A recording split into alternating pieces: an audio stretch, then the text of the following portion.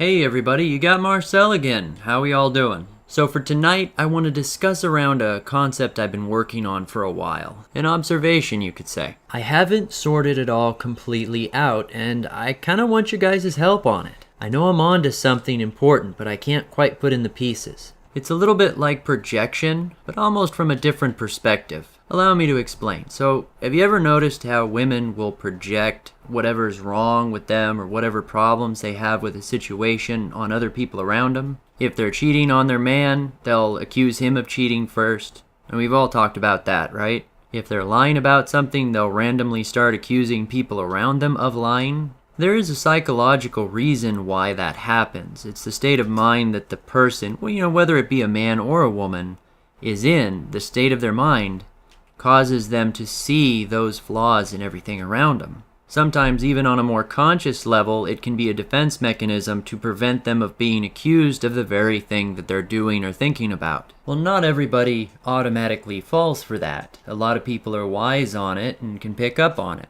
People's behaviors can often be very telling, at least if a person is observant enough to pick up on the clues. So when I started really thinking about it though, I came to realize that there are different versions of that kind of behavior that can either work to the benefit or the detriment of the person involved, which is where I bounce back to my title, which I've been considering saying something along the lines of projection versus confidence.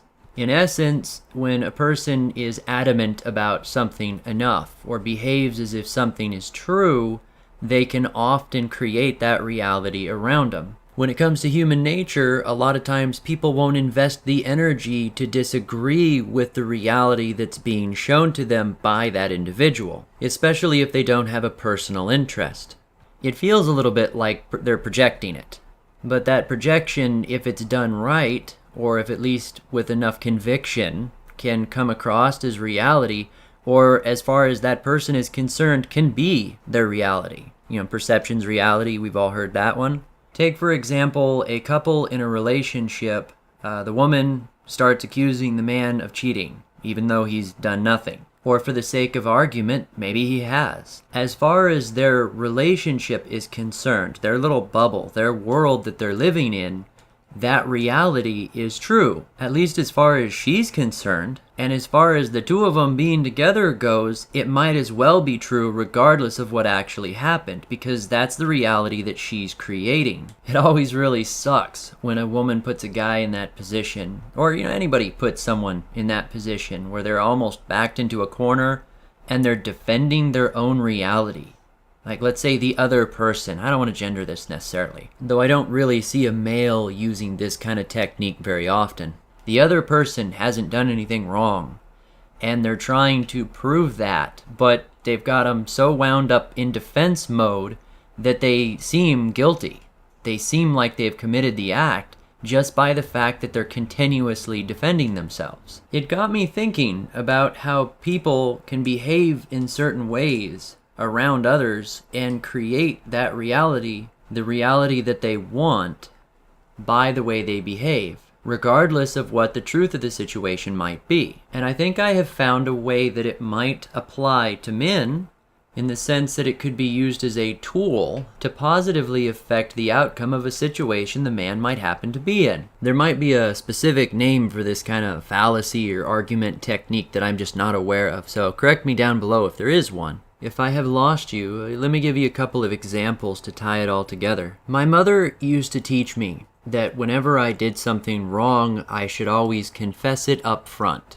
That by snitching myself off, I would be less likely to get in any kind of trouble because it was coming from me, as opposed to somebody else narking on me. While getting into the military, it's a lobster pot. People would always try and climb on each other, drag each other down, snitch on each other, in a way to look better to the boss, the sergeant, the officer, whoever was in charge. Also to minimize the collateral damage of the person having done something wrong in the first place. Perhaps they never realized that they were doing the trainers' jobs for them. 90% of the time, the people in charge would never know they were, for example, smoking in the bays when they weren't supposed to, if they hadn't been snitched off. They would have gotten away with it if it weren't for their buddies screwing them over. Well, back when I was doing my initial training, I would follow my mother's philosophy, and I would always snitch myself off when I screwed up. By nature, I would act like it was a big deal, and I was very remorseful for it. Well, unbeknownst to me,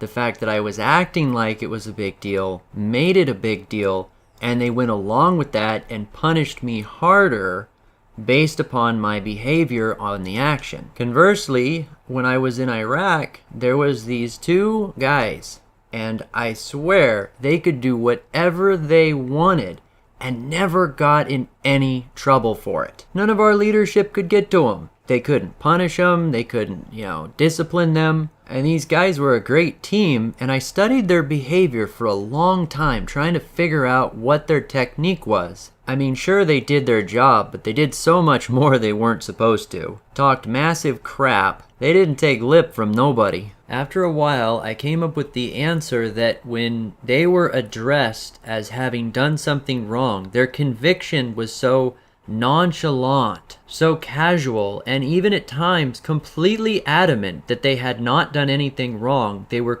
totally in control and were utterly unfazed by any of the leadership's attacks to them. Got brushed off with just a smile, a laugh, and hey, it's all good. Even a terrible mistake on their part was something of a laughing matter, though it was never something to the extent of loss of life or anything. These were lower-ranking soldiers, by the way. That none of our leadership could touch them, and they completely knew it, too. Not once did I ever actually hear them have to defend their actions. So there's a couple of ways I'm trying to look at it. Either they were presenting that they were not in any trouble, and everyone was going along with that reality, or the defense of being accused of being in trouble was to simply behave as if they were not. I did something of a test with one of my friends to this effect. Picture this. Young woman, 19 years old, getting treated by her parents as if she were a child. Something of an emotionally abusive family. In an effort to help her, I was giving her advice. Her parents were accusing her of things that hadn't actually happened or were taken drastically out of context and punishing her in an effort to control her and make her do things that they wanted. Like they wanted her to go to her room for some stupid reason.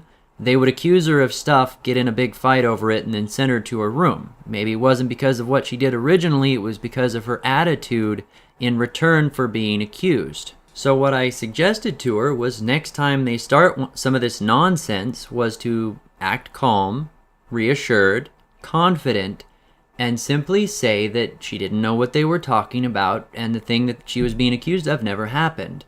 And when they tried to fight her on it, yell and scream and make it become a big argument where she was defending herself just to stand her ground. Like, I don't know what you're talking about. I never did that. It didn't happen. Well, the mindset that she had been stuck in previously to that was to fight and argue to the death. Metaphorically speaking, of course. That unyielding, exaggerated defense was exactly what her parents in this kind of an abusive scenario were planning on. They were counting on it because that's the behavior they wanted from her. Bear with me now, I'm going to tie this all together in a minute. In an abusive relationship, and whether it be with family or otherwise, in a lot of cases, when it's between a man and a woman, and she is abusing him, I suggest that she knows openly that he has done nothing wrong, and that accusing him is trying to create that reality where he's defending himself against her. And that's the real behavior she's trying to get out of him. She wants him in the position of defense. When I told my friend to simply calmly stand her ground and not accept that their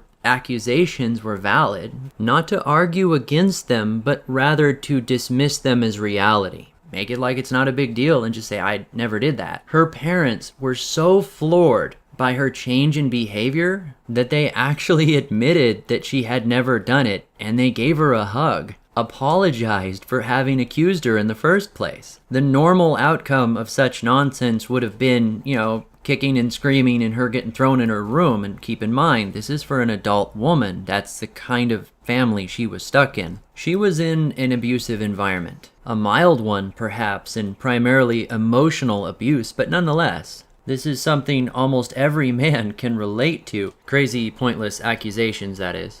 And it makes me ponder a little bit on where women learn it from. I would say, to almost all the women in existence, no, your man was not looking at that other woman sexually. We all know it. You know it. Stop accusing him of it. You're just trying to start a fight because you feel like you need a fight. The only way to win in that kind of situation for the guy or the one who's defending themselves is essentially not to defend themselves. Putting the target on defense is likely the entire intent of the accusation, not the effect of having been accused itself. You can kind of see this behavioral trait in the Me Too thing also. Not to bring it up, but I mean, you think about it, accusing the guy of assault isn't really the point. It's all the collateral damage that happens from it and putting them on defense. How often does the guy actually go to jail for the original accusation? On something of a micro scale, how often does a guy actually get in trouble of cheating on his girlfriend or even looking at another woman? Is that even really the point? As a summary, with the advice that my mother had given me years ago, she left out a key detail. Whether or not a person agrees that it's right to snitch themselves off, my presentation was wrong. She left out the context that I had to behave as if it weren't a big deal. I had to project that it didn't matter, believe that it didn't matter, and behave as such. It needed not to be, hey boss person, I screwed up real big, I did this and blah blah blah blah blah, and I lost that equipment and blah blah blah blah blah, and I needed to tell you blah blah blah.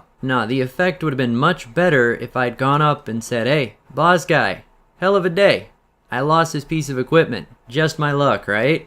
Slither away. How are they supposed to react to that? Yeah, I mean, the possibility is still there that I'll get the crap kicked out of me, metaphorically. But what are the chances of that happening if I don't give them the opportunity to behave that way? If I don't leave myself open for it? Substantially smaller, right? Anyway, to tie it all together, basically, the concept of someone projecting what they want to be real or what they feel is real to them on everyone around them or on a particular person, and the defense against that action by an equal opposing reality being projected back. In essence, it comes down to confidence. I would suggest, and this may have nothing to do with girlfriends, but any of you guys out there that are getting accused of things and dragged into arguments repeatedly, if it becomes something of a pattern, consider the actions you're doing in response to said accusations. Are they implying that you're on defense? Are they implying that you're guilty? What reality are they presenting? I mean, we all eventually get accused of something, whether or not we've actually done it. Regardless of whether or not it plays out that we're caught, how can our attitude about the situation affect the outcome? Everyone else's perception. Now, maybe I did a little mental gymnastics with this one. Give me your thoughts. Don't hold back. And that's about all I have to say on that topic for today. Something cool I've been considering doing with my channel is giving people that listen towards the end of my videos a preview of upcoming videos, like the link right there. Something new I've been working with. If you guys hadn't seen it already, I'm on Gab now. I'm considering opening up on other platforms too, but I will typically post all of my videos as soon as they're done on every other platform, so that's yet another way to get early access. YouTube seems to be the only platform that really cares when you publish your videos and how and whether or not they're monetized at the time. Honestly, I'm not even worried about the few ads necessarily, it's the views. A demonetized video gets throttled back. It can go from what would be expected, maybe 5 to 10,000 views and get maybe 1,500. It's substantial. A lot of times it kind of forces me to sit on them a while and see if they change over. Anyway, I hope you enjoyed the discussion. Let me know down below what you think. If you want to hear more, like, share, and subscribe. This has been Marcel.